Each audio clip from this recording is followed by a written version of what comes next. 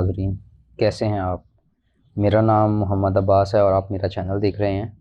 आज हम बात करेंगे मुल्की मईशत के बारे में और नून लीग की जो बैड गवर्नेंस है उसके बारे में। नून लीगी हुकूमत में मईशत को तबाह करने में कोई कसर नहीं छोड़ी। सब लोग इस बात को जानते हैं। इसकी ज़िंदा मिसाल ओपन मार्केट में डॉलर की जो बढ़ती हुई प्राइस है, जैसा कि डॉलर ने आपको पता है कि डबल सेंचुरी क्रॉस कर चुका है। जबकि नून लीगी हुकूमत जब से आई है तब से डॉलर 14 रुपये, जी 14 रुपये महंगा हो चुका है। और डॉलर के महंगा होने से आपको पता है कि बैरूनी कर्ज़ों का हुजम भी बढ़ेगा, क्योंकि हमने जो कर्ज़े वापस करने होते हैं वो डॉलर में करने होते हैं। तो आपकी इन्फॉर्मेशन में इजाफ़ा करता जाऊँ कि जो बैरूनी कर्ज़े हैं उनका हुजम 1400 अरब रुपए बढ़ चुका है। जी हाँ, उसमें 1400 अरब रुपए का इजाफ़ा हो गया है। अब बात करते हैं मुल्की ज़र मुबादला की। तो उसमें भी कमी वाक़या हो गई है। 22 माह की कम से कम सतह पे आ गया है मुल्की ज़र मुबादला, यानी कि ये है इनकी गुड गवर्नेंस। दूसरी बात करें अब IMF की, तो दोहा में मुज़ाकरात शुरू हो रहे हैं IMF के साथ, जिसमें यकीनन उनकी कड़ी शर्तें होंगी। प्रोग्राम की बहाली के लिए ये बात करेंगे और उसमें जो मेन चीज़ है, ये सब्सिडी ख़त्म कर देंगे बिजली पे, गैस पे और पेट्रोल पे। जब सब्सिडी ख़त्म होगी तो इसका जो बोझ है वो डायरेक्ट आवाम पे आएगा। पेट्रोल महंगा हो जाएगा, बिजली ऑलरेडी 2-3 दफ़ा महंगी कर चुके हैं, गैस महंगी हो जाएगी।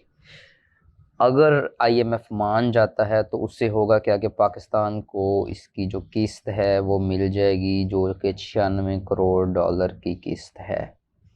जी, अगर IMF मान जाता है और ये लोग उसको मनाने में कामयाब हो जाते हैं, हमारे मुफ्ती इस्माइल और जो भी हमारे गवर्नमेंट ऑफिशियल्स जाएंगे दोहा में, तो 96 करोड़ डॉलर की एक किस्त मिल जाएगी पाकिस्तान को। अगली खबर है जी शेख रशीद के हवाले से। उन्होंने कहा है मीडिया से बात करते हुए कि हुकूमत के पास एक वोट की अक्सरियत बाकी है, क्योंकि गवर्नमेंट बनाने के लिए इनको 72 वोट चाहिए थे, 100, और इनके पास 174 थे, जिसमें से एक MNA जो वफात पा गया था, बाकी रह गए इनके पास 173। तो इनके पास जो है वो एक वोट की अक्सरियत है, यानी कि आप ये कह सकते हैं कि हुकूमत एक वोट पे टिकी हुई है। उनका और भी कहना था कि 31 मई से पहले बड़े फैसले हो जाएंगे। मुझे भी यही लग रहा है कि 31 मई से पहले कुछ बड़ा हो जाएगा। इसमें क्या हो सकता है, असम्बलियाँ डिज़ोल्व हो जाएंगी, क्योंकि मेरी इन्फॉर्मेशन के मुताबिक ये है कि ये या तो एक भी बजट पेश नहीं करेंगे, या ये वाला बजट भी और 2023 वाला बजट भी पेश करना चाहेंगे। उसके बाद कर लेते हैं जी खुर्शीद शाह की, जो कि पीपल्स पार्टी के बड़े कह लें कि मंजे हुए सियासतदान हैं। वो कह रहे हैं कि जी इंतखाबी इस्लाहात के बगैर इलेक्शन नहीं हो सकता। अब उसमें करना ये क्या चाह रहे हैं, इंतखाबी इस्लाहात में ये करेंगे जी, ये जो ओवरसीज़ पाकिस्तानी हैं उनसे वोट का हक़ छीन लेंगे। जो EV मशीन जो है, वो इलेक्ट्रॉनिक वोटिंग मशीन है, ये उसको भी डिनाई कर रहे हैं कि जी उसके थ्रू वो इलेक्शन नहीं होगा। अब सबसे बड़ी खबर, जो सुप्रीम कोर्ट का फ़ैसला आया है, उसने तो आते ही नून लीग की सफ़ों में तबाही मचा दी है। सुप्रीम कोर्ट के फ़ैसले में ये बताया गया है कि जो मुनहर्रफ अरकान थे जिन्होंने फ्लोर क्रॉसिंग की थी, उनका वोट कास्ट नहीं हो सकता, यानी कि वोट उनका किसी खाते में नहीं है। अब तो लोटों की तो शामत आ गई। सुप्रीम कोर्ट का फैसला आते ही नंबर गेम फिर से ऑन हो गई है। अब इसमें थोड़ी सी डिटेल में बताऊं आपको कि 25 PTI अरकान को निकाल कर जो है सादा अक्सरियत नहीं रह जाती इनके पास। अब नंबर गेम ये है कि PTI के जो अपने जो अरकान हैं वो हैं तकरीबन 163, और काफ लीग के 10 मिला के ये 173 बनते हैं। दूसरी तरफ नून लीग को देख लें तो उनके अरकान की तादाद है 160, 12 अरकान उनके पास दूसरे हैं जो उनके इत्तेहादी, वो मिला के 172 हो जाते हैं। और पंजाब हुकूमत जो हमज़ा शहबाज शरीफ की है, उसने आइनी मशावरत कानूनी माहिरीन से शुरू कर दी है। जी, अब पंजाब की जब बात आई है तो पंजाब में बताता चलूँ कि 25 लोटे थे पंजाब में, और आज उनका फ़ैसला इलेक्शन कमीशन ने करना था, लेकिन इलेक्शन कमीशन ने फ़ैसले में ताख़ीर कर दी है और उन्होंने इसका फ़ैसला नहीं किया।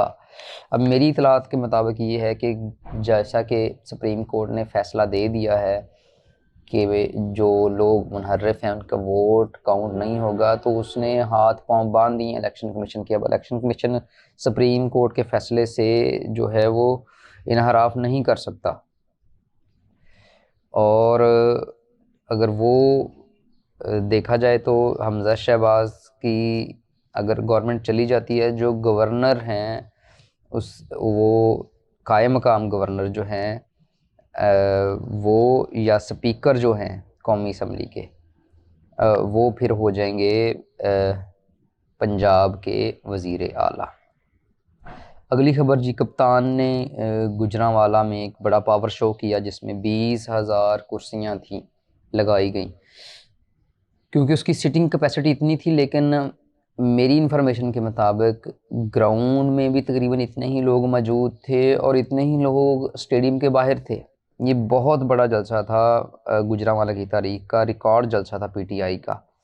और इस जलसे से लग रहा है, और कुछ सहाफ़ी भाई भी बता रहे थे कि पीटीआई जो है वो सेंट्रल पंजाब में इस यानी रीजन में गुजरांवाला, नारोवाल, सियालकोट में अच्छी सीटें निकाल जाएंगी।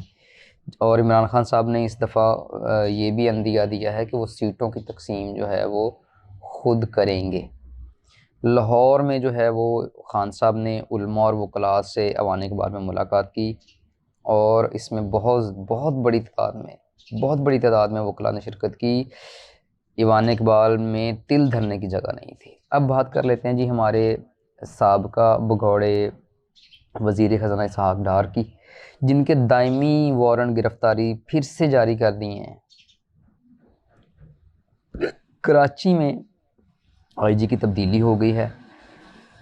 आपको पता है कि सिक्योरिटी के जो सूरत हाल कराची में बनी हुई है, आए रोज़ दहशतगर्दी के वाक़यात हो रहे हैं। अब मुश्ताक महर की जगह डॉक्टर कामरान फजल जो हैं वो नए आईजी मुंतखब हो गए हैं। अब बात करता चलें इम्तहानात के बारे में, क्योंकि आपको पता है कि इम्तहानात हो रहे हैं तलीमी इदारों में। तो सिंध में पर्चे आउट, जी हाँ, सिंध में पर्चे आउट। व्हाट्सएप ग्रुपों में इम्तहान से कबल ही पर्चे शेयर कर दिए गए, और सिंध में जेल में भी मैट्रिक के इम्तहानात हो रहे हैं। अब बात करते हैं जी बिजली की। बिजली का शॉर्टफॉल जो है 5,000 मेगावाट से तजावज़ कर चुका है जी। 8 से 12 घंटे बिजली की बंदिश, शहरी इलाकों में तकरीबन 6 से 8 घंटे, और जो हमारे शहरी इलाके नहीं हैं यानी कि गांव वगैरह में 12 से 14 घंटे की लोड शेडिंग हो रही है। लेस्को खसारा जो है वो 398 मेगावाट पर पहुंच गया है। अब बात कर लेते हैं जी गंदम की। गंदम की फ़ी मन जो कीमत है वो 200 रुपये इजाफे के साथ 2500 रुपये फ़ी मन हो गई है।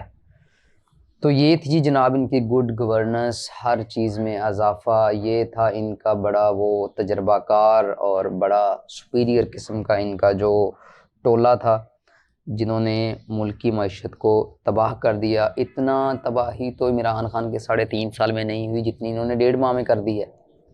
जी हाँ, 1.5 माह में जितनी तबाही फेर दी है इन्होंने। ये सिर्फ आए थे अपने मफाद के लिए, अपने केसेस ख़त्म करवाने के लिए। आवाम के साथ इनको कोई हमदर्दी नहीं, ये सिर्फ अपने केसेस ख़त्म करवाने के लिए आए थे। और जब से ये गवर्नमेंट बनी है ये सिर्फ स्टिल उसी पे काम कर रहे हैं। नैब के पर काट दो, उसके बाद जनाब अपने केसेस को ख़त्म कर दो, जो FIA है उसका डायरेक्टर चेंज कर दो, इन्वेस्टिगेटर चेंज कर दो। तो ये तो सूरत हाल है जी। अपना ख्याल रखिएगा, और इस चैनल का भी। इंशाल्लाह किसी अगली वीडियो में दोबारा आपके साथ हाज़िर होते हैं। अस्सलाम वालेकुम।